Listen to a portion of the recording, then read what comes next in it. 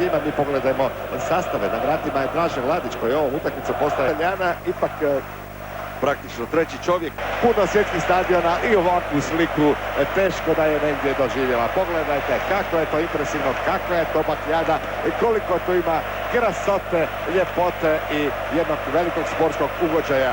Vrijeme je dalo svoj doprinos, vrijeme je prekrasno. Sada će se ta bura, nadam se, malo pupnuti, jedan reful, da malo pročisti ovaj stadion, da se odnese. Mi smo se opredijelili na jedan psihološki šok i nadam se da ćemo ga uspjeti i od prve minute idemo 200 na sat.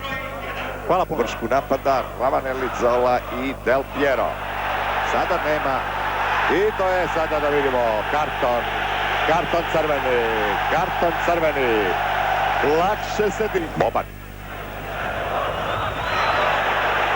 Boban nije silovito, morao je boksati Toldo.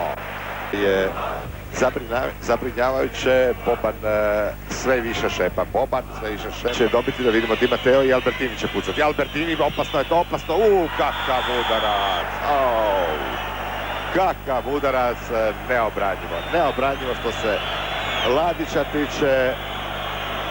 Albertini, 30. minuta, 1:0 vodi Italija.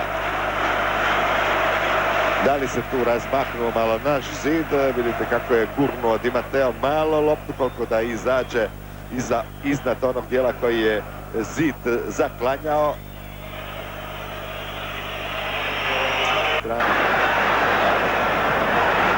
Pavličić ulazi, Bokšić je tu, nema apsolutno, Bokšić ne koristi još šansu, još uvijek to može biti nešto, ali Maldini, Šuker, kakvu šansu je propustio Alen Bokšić.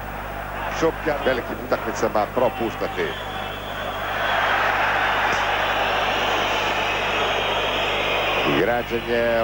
Građenje lopte je... I sada je prilika, Šuker, u sredini mu je Bokšić. Bokšić natrčava i Apoloni, ali još jednom Šuker.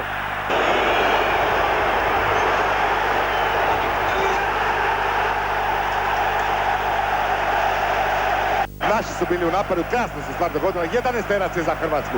11 terac za Hrvatsku, vidjet ćemo sada i Francesco Toldo dobija žuti karton, 11 terca, vidite je bio udarac Mladenovića, ovdje je Bokšić bio u naletu i Toldo se bacio njemu u noge, dosuđen 11 terac, velika sada prilika da dođe do izjednačenja.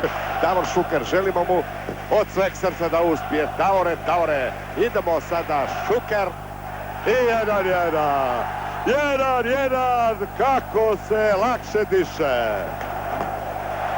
Svi sretni, Šuker, naš najbolji strijelac.